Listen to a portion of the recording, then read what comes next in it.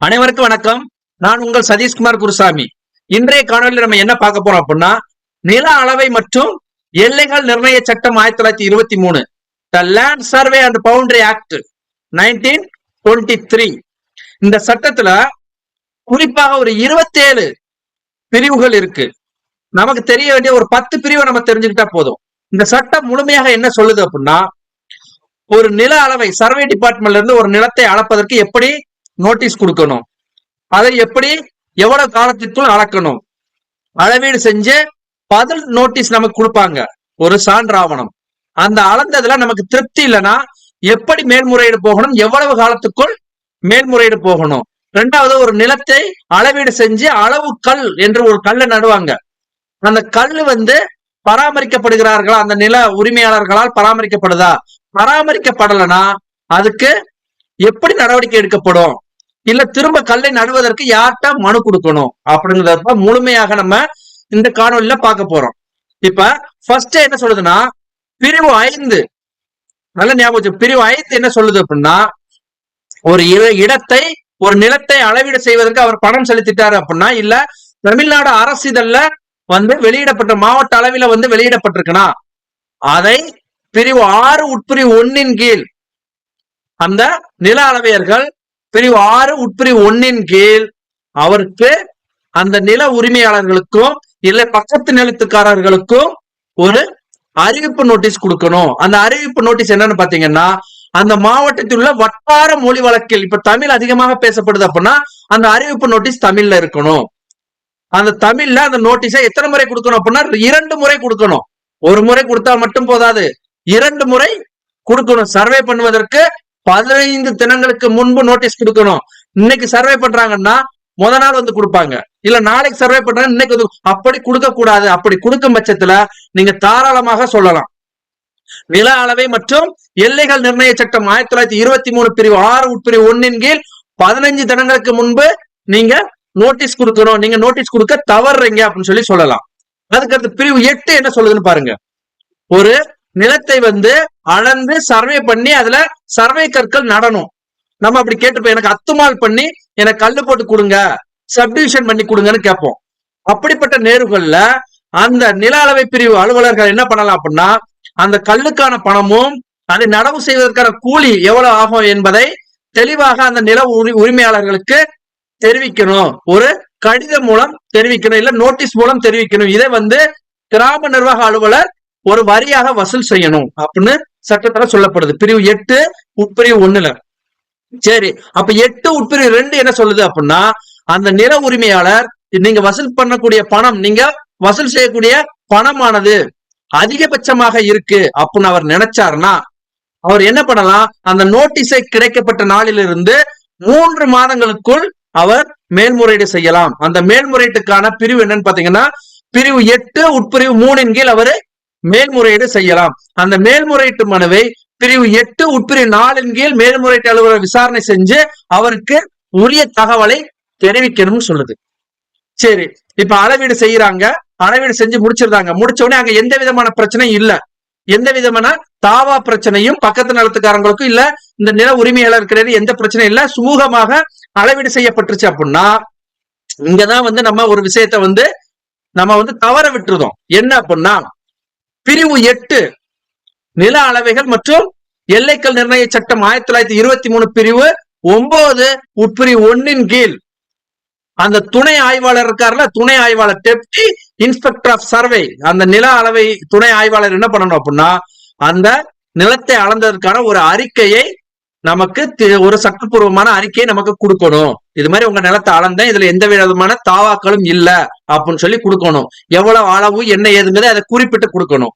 சரி, அளக்குற இடத்துல பிரச்சனை இருக்கு, நமக்கு இந்த மாதிரி அளந்ததுக்கான நோட்டீஸ் கொடுக்குறாங்க, அளந்து முடிச்சாச்சு, அதுக்கான தகவலை கொடுக்குறாங்க, அறிக்கையை கொடுக்குறாங்க. அப்ப நம்ம என்ன நினைக்கிறோம், என் அளவு என்னுடைய நிலத்தின் அளவு குறைவாக இருக்கு, நீங்க அளந்ததுல தவறு இருக்கு, நீங்க தவறுதலாக அளந்துட்டீங்க அப்படின்னு நம்ம நினைச்சோம். நில உரிமையாளர் நினைக்கும் பட்சத்துல நம்ம மேல்முறையீடு பண்ணணும். அப்ப மேல்முறையீடு யாருக்கு பண்ணணுமோ அது என்ன பிரிவுல பண்ணணும்னு சொல்லியிருக்கு பாருங்க. பிரிவு 9 உட்பிரிவு 2 கீழ், ஏற்கனவே பிரிவு 9 உட்பிரிவு 1 கீழ் நமக்கு ஒரு அறிக்கை கொடுப்பாங்க. அந்த அறிக்கையை எதிர்த்து எனக்கு அளவீடு செஞ்சதுல எந்த விதமான திருப்தியும் இல்ல, என்னுடைய நிலத்தின் அளவு குறைவாக இருக்கு அப்படின்னு சொல்லி அந்த பிரிவு 9 உட்பிரிவு 2 கீழ் நம்ம மேல்முறையீடு பண்ணணும். அந்த மேல்முறையீடு எவ்வளவு காலத்துக்குள் பண்ணணும் அப்படின்னா 1 மாத காலத்திற்குள் நம்ம மேல்முறையீடு நம்ம செய்யணும். அந்த அறிக்கையை அவங்க தர மறுத்தால் அந்த நில உரிமையாளருக்கு போய் அறிக்கையை போய் கேட்கலாம். அந்த சர்வே டிபார்ட்மெண்ட்ல அவங்க என்ன பண்ணி 20 ரூபாய் பணத்தை பெற்றுக்கொண்டு அந்த அறிக்கையை அவங்களுக்கு அந்த உரிமையாளர்களுக்கு வழங்கணும் அப்படின்னு சொல்லுது. சரி, இந்த மேல்முறையீடு நம்ம செஞ்சிருந்தோம். செஞ்ச உடனே அதை எப்படி விசாரணை செய்யணும் மேல்முறையீட்டு அலுவலர் அப்படின்னா பிரிவு 10 உட்பிரிவு 1 கீழ் ஒரு உரிய விசாரணை செய்து அதன் அறிக்கையை நில உரிமையாளர்களுக்கு தெளிவாக எழுத்துப்பூர்வமாக கொடுக்கணும்னு சொல்லுது. நில உரிமையாளர்களுக்கு தெளிவாக எழுத்துப்பூர்வமாக கொடுக்கணும்னு சொல்லுது. அது பிரிவு 10 உட்பிரிவு 1. சரி, பிரிவு 10 உட்பிரிவு 2 என்ன சொல்லுது அப்படின்னா இந்த தீர்ப்பை நீங்க கொடுப்பீங்க. கொடுக்கும்போது 1 மாத காலத்திற்குள் இந்த மேல்முறையீட்டுக்கான தீர்ப்பை நீங்க வழங்கிடணும். நில உரிமையாளருக்கு காலதாமதம் ஏற்படுத்தக்கூடாது. நீங்க மேல்முறையீட்டு மனுவை விசாரணை செய்வதற்கான கால அவகாசம் எவ்வளவுன்னு பாத்தீங்கன்னா 1 மாத காலம் தான் அப்படின்னு சொல்லி கால அவகாசத்தை பிரிவு 10 உட்பிரிவு 2ல நிர்ணயம் செய்யப்பட்டிருக்கு. சரி, பிரிவு 11 என்ன சொல்லுது? இப்ப அவரு 9 படி என்ன பண்ணுவாரு, நிலத்தை அளந்து ஒரு அறிக்கை கொடுப்பாங்க. பிரிவு 9. பிரிவு 10 படி அவர் என்ன பண்ணுவாரு, மேல்முறையீடு போவாரு. சரி, மேல்முறையீட்டுல உள்ள தீர்ப்பும் அதுவும் அந்த அறிக்கையும் அவருக்கு திருப்திகரமாக இல்லை அப்படின்னா அவர் பிரிவு 11 படி பிரிவு 11 உட்பிரிவு 1 படி அந்த இதெல்லாம் எதிர்த்து ஆட்சேபனை மனுவாக அவர் தெரிவிக்கலாம். எனக்கு இந்த கொடுத்த மேல்முறையீட்டிலும் சரி எதுலையுமே எனக்கு திருப்தி இல்லை அப்படின்னு சொல்லி அவர் ஆட்சேபனை மனுவாக தெரிவிக்கலாம்.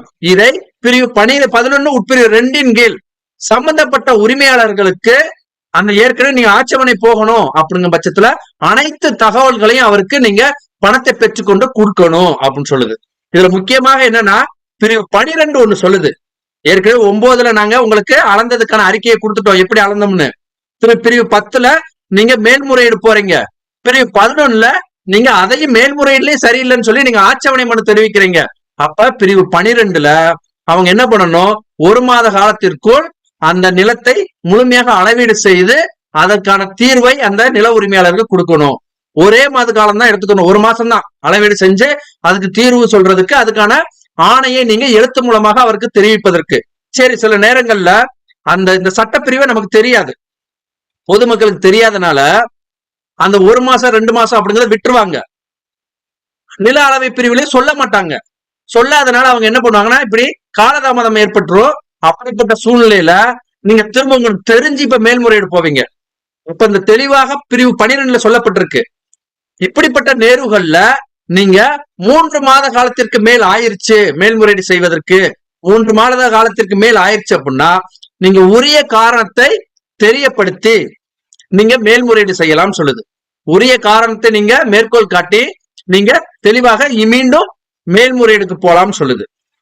சரி, நான் மேல்முறையீடு போறேன், அங்கேயும் எனக்கு திருப்தி இல்லை அப்படின்னா நீங்க என்ன பண்ணலாம் அப்படின்னா பிரிவு 14 கீழ் நில அளவை மற்றும் எல்லைகள் நிர்ணய சட்டம் 1923 பிரிவு 14 கீழ் நீங்க என்ன பண்ணலாம் அப்படின்னா நீதிமன்றத்தை நாடலாம். கடைசியாக என்ன சொல்லுவது அப்படின்னா நீதிமன்றத்தை நாடலாம். சரி, நீதிமன்றத்தை நாடுவதற்கு எனக்கு கால வரம்பு இருக்காருன்னா இருக்கு.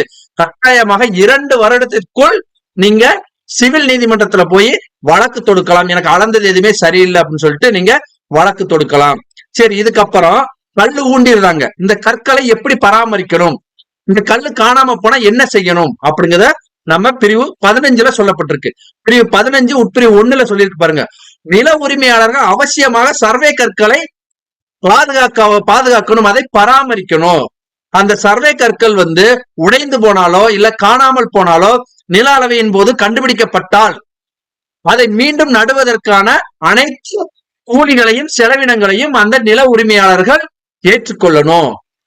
அப்படி ஏற்றுக்கொள்ளாத பட்சத்தில் அந்த நிலத்தை யாரு பாடுபட்டுக்கிட்டு இருக்காங்க இல்ல குத்தகைக்கு எடுத்திருக்காங்களோ அவங்ககிட்ட இருந்து நாங்க வசூல் செஞ்சுக்கிருவோம் அப்படின்னு சொல்றாங்க.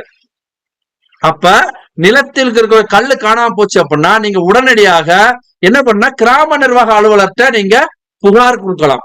இது மாதிரி என்னுடைய நிலத்தில் இருக்கக்கூடிய கற்கள் காணாம போச்சு, இந்த கல்லை மீண்டும் நடவு செய்யணும் அப்படின்னு சொல்லிட்டு நீங்க கிராம நிர்வாக அலுவலருக்கு நீங்க புகார் மனு கொடுத்தீங்கன்னா அவர் சம்பந்தப்பட்ட நில அளவையோட அந்த இடத்தை பார்வையிட்டு அளந்து மீண்டும் கற்களை ஊண்டுவாரு.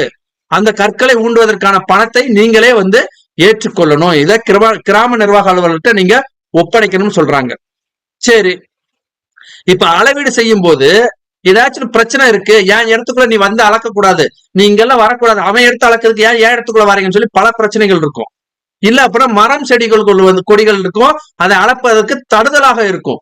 இப்படிப்பட்ட சூழ்நிலைகள்ல பிரிவு 22 தெளிவாக சொல்லுது. என்ன சொல்லுது அப்படின்னா, ஒரு நிலத்தை அளவீடு செய்யும் போது அந்த நில அளவியர்கள் எங்க வேண்டுமானாலும் போய் அளவீடு செய்யலாம், யார் இடத்துக்குள்ள வேணாலும் நுழையலாம். அதே மாதிரி எந்த மரம் செடி கொடிகள் வந்து தடுதலாக இருக்கு, வேலிகள் தடையாக இருக்கு அப்படின்னா அதை அவர்கள் அகற்றலாம். அதற்கும் அதிகாரம் அளிக்கப்பட்டிருக்கு.